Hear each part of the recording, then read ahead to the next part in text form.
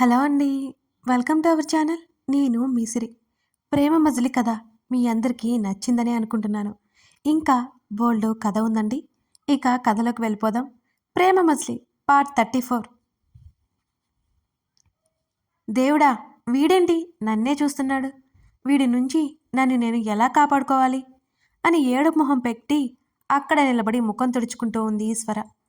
నువ్వంటే నాకిష్టం, నువ్వే నా కష్టం అంటే ఊరుకుంటాడా అంటూ అంతరాత్మ గొనిగింది. దానికి 2 దెబ్బలు వేసి నోరు మూసిపెట్టి గట్టిగా ఊపిరి తీసుకొని మామూలుగా ఉండడానికి ప్రయత్నం చేస్తూ ఇటువైపుకి తిరిగింది ఈశ్వర. అంటించి ఉన్న 2 బెడ్డులు చూసి అదిరిపడింది ఆమె. ఆ తడబాటు కనిపించనీయకుండా బెడ్కి మరో చివరన చేరింది. ఆమె గుండె దడదడలాడిపోతోంది. కళ్ళు మూతలు పడట్లేదు. కళ్ళు తెరుచుకుని అలాగే చేతులు నలుపుకుంటూ ఆ గది గోడలను చూస్తోంది. అనిరుద్ తనని పిలవకూడదు అనుకుంటూనే ఉంది. స్వర ప్రవర్తన అర్థం కావడం లేదు అనిరుద్కి. ఒకవేళ భయపడుతుందేమోనని మౌనంగా ఉన్నాడు. ఆమె గురించి ఆలోచిస్తూ కళ్ళు మూసుకున్నాడు. ఎంతకీ అతని నుంచి ఎటువంటి పిలుపు గాని మాట గాని రాకపోవడంతో మెల్లిగా వెన్నెలకలా తిరిగి కంటి కొనల నుంచి అతన్ని చూసింది.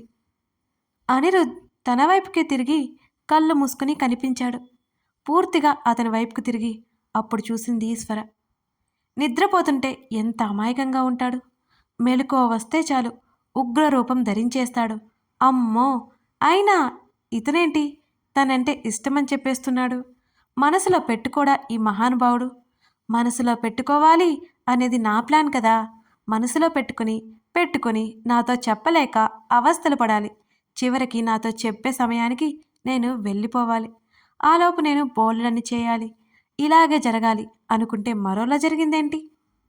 స్వర బుర్ర బద్దలు కొట్టుకుంటూ ఆలోచిస్తూ అతని వైపే చూస్తోంది. అయినా నీకు అంత ధైర్యమేంటోయ్? అలా ఎలా చెప్పేస్తావసలు? ఒక్క క్షణం గుండె ఆగిపోయి చెమటలు పట్టేశాయి. ఇప్పుడు ఊరుకున్నా రేపటి నుంచి ఊరుకుంటావా? అయ్యయ్యో దేవుడా! రేపటి నుంచి ఇతని బారి నుంచి ఎలా తప్పించుకోవాలి స్వామి అని స్వర తెగ అవస్థలు పడుతూ ఆమెకి నిద్ర దూరమైపోయింది. అటు పొరలి ఇటు పొరలి ఎంతకీ నిద్ర రాలేదు. కళ్ళు మూసుకుంటే అతను గుర్తుకొచ్చిన క్షణాలే కనపడుతున్నాయి. ఎప్పుడో తెల్లవారుజామున కళ్ళు మూసుకుంది స్వర. రాత్రంతా నిద్ర లేకపోవడంతో కాస్త ఆలస్యంగా మెలకువ వచ్చింది అనిరుద్కి. అతడు కళ్ళు తెరిచి పక్కకు తిరిగాడు. తన భుజం దగ్గర ముఖం పెట్టుకుని ముడుచుకొని కనిపించింది ఈశ్వర. ఆమె ఎంతో అమాయకంగా ముద్దుగా వచ్చింది. ఆమె అల్లరి మాటలు, ఆమె కంగారు, ఆమె హడావుడి, ఆమె అమాయకత్వం, ఆమె కోపం, ఆమె ఉక్రోషం, ఆమె పళ్ళు నూరుకోవడం, లోపల తిట్టుకోవడం అన్నీ గుర్తొచ్చాయి అతనికి. తెలియకుండానే నవ్వుకున్నాడు అతను. ఆమె లోపల ఎలా ఫీల్ అవుతుందో ఆమె ముఖంలో స్పష్టంగా కనబడుతోంది అతనికి. అన్నీ తెలిసిన దానిలా ఉంటుంది. ఒక్కోసారేమో మరోసారేమో ఏమీ తెలియని పిచ్చి పిల్లలా కనబడుతుంది అతనికి. ఆమె ముఖాన్ని చూస్తూ ఆమె చెంప మీద మెల్లిగా చేయి వేశాడు. గాఢ నిద్రలో ఉన్న స్వరకి ఏమాత్రం స్పర్శ లేదు. మూతి బిగించి కనుక బొమ్మలు ముడిచి నిద్రపోతుంది. ఆమె చెంప మీద మునివేళ్లతో మెల్లిగా నిమిరాడు. ఆమె కనుబొమ్మలు దూరం జరిగాయి. అనిరుద్ ముఖం విప్పారింది ఇక. ఆమె ముక్కు మీద చెంపల మీద మెల్లిగా రాస్తుంటే స్వర నిద్రలో నవ్వుతోంది. అతడి మనసుకి నిశ్చింతగా అనిపించింది. అతను లేచి కూర్చుని కాస్త ముందుకు వంగి ఆమె నుదుటి మీద ముద్దు పెట్టుకున్నాడు. అప్రయత్నంగా ఆమె తల నిమిరి కొన్ని క్షణాలు ఆమె వంకే చూసి తల వదిలించుకుని ఫ్రెష్ అవడానికి వెళ్ళిపోయాడు అనిరుద్. ఉదయం 9 గంటలవుతున్నా స్వర నిద్రలేవలేదు. స్వరా అని అనిరుద్ పిలిచిన పిలిపికి అతనికే అలుపొచ్చింది కానీ ఆమె లేవలేదు. సోఫాలో కూర్చుని చాలాసేపు వరకు ఫోన్ చూసుకున్నాడు. సోఫాలో ఉన్న కుషన్ తీసి ఆమె మీదకి విసిరాడు. అది ఫోర్స్గా వచ్చి తాకడంతో ఉలిక్కిపడి లేచి కూర్చుంది స్వర. తన ఒడిలో ఉన్న కుషన్ చూసి కళ్ళతోనే చుట్టూ చూసింది. గడ్డం కింద చేతులు పెట్టుకుని ఆమెనే చూస్తూ కనిపించాడు అనిరుద్. నన్ను ప్రశాంతంగా నిద్రపోనివ్వవా అని తిరిగి అతని వైపు విసిరింది ఆ కుషన్ని. దాన్ని క్యాచ్ పట్టి పక్కన పడేశాడు అనిరుద్. చేతుకున్న వాచ్ వైపు చూపించి గోడ గడియారం వైపు చూపించాడతను. Oh my God! 9 అయిపోయిందా అంటూ హడావుడిగా లేచి కూర్చుంది స్వర. అన్ను తల నొప్పి అని తల పట్టుకుని అరిచింది. ఏమైంది? కంగారుగా పైకి లేచి ఆమె వద్దకు నడిచాడు అనిరుద్. అతని కంగారు పడ్డానికి కారణం ఆమె ఆ గది దద్దరిల్లేలా అరిచింది.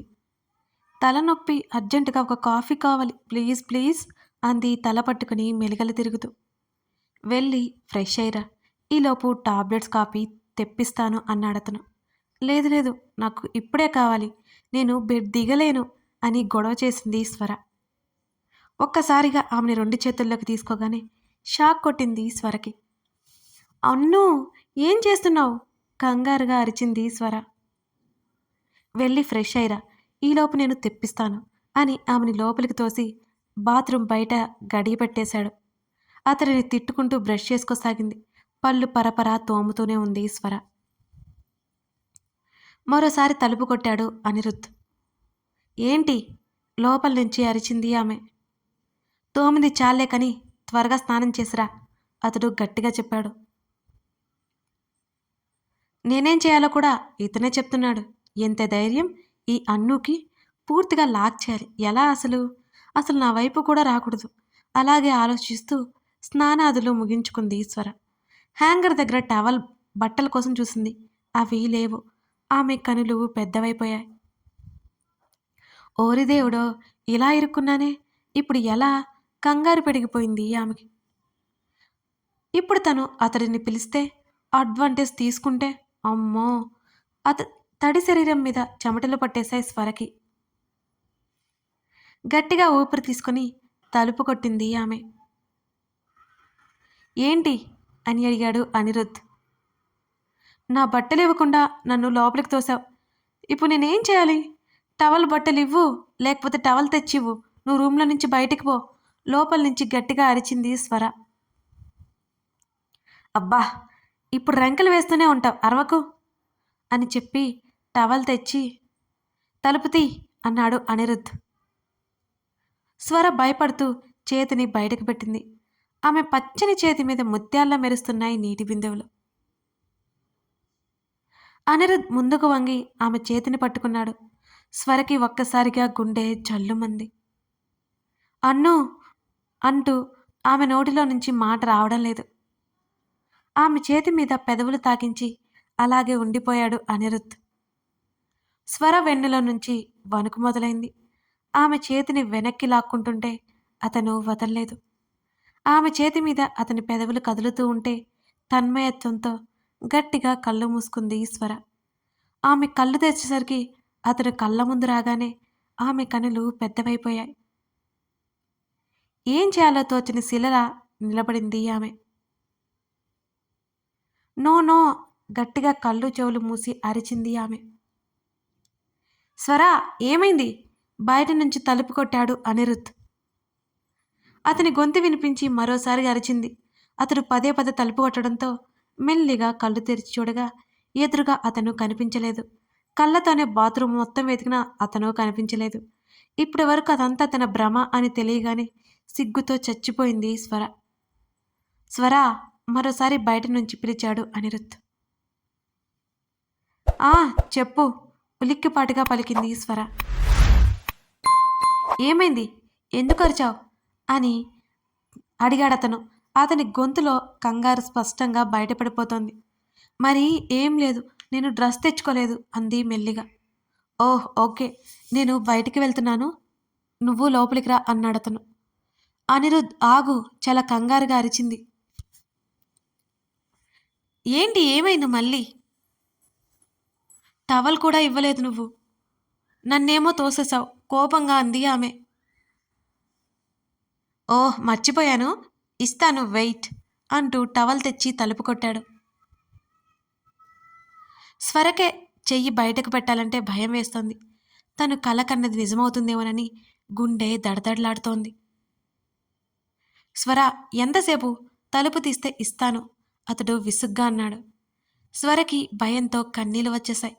తలుపు తీయాలా వద్దా దిక్కుతోచలేదు ఆమెకి. అయినా తన శరీరం అతని సొత్తైపోయింది. తలుపు తీసేద్దాం, ఏమవుతుంది? ఎంత తనకు తానే నచ్చ చెప్పుకున్నా ఆమెకి మనసప్పట్లేదు. బాధ, అసహనం, ఏడుపు అన్నీ వచ్చేస్తున్నాయి. మెల్లిగా గడి బయటకు తీసి చేతిని బయటకు పెట్టింది. ఆమె చేతిలో టవల్ పెట్టి, నేను బాల్కనీలో ఉంటాను అని అక్కడి నుంచి వెళ్ళిపోయాడు అనిరుద్. ఆ టవల్ అందుకొని గబుక్కున గడియ పెట్టి అలాగే టవల్ పట్టుకొని తలుపుకి ఆనుకొని కళ్ళు మూసుకుంది. అప్పటి వరకు కళ్ళ మీద తేలి ఆడుతున్న కన్నీళ్లు గబుక్కున చెంపల మీదకి దూకాయి.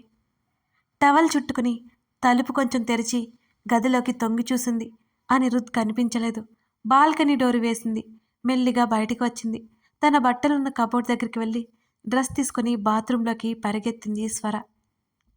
కాసేపటికి మెల్లిగా బాల్కనీ తలుపు తెరిచి బయటకు చూడగా రైలింగ్కి ఆనుకొని నిలబడి దూరంగా ఉన్న సముద్రాన్ని చూస్తూ కనిపించాడు అనిరుద్. కథ కొనసాగుతోంది. ఈ స్టోరీ మీకు ఎలా అనిపించింది? నచ్చితే లైక్ చేసి సబ్స్క్రైబ్ చేసుకోండి. Thank you for watching this video.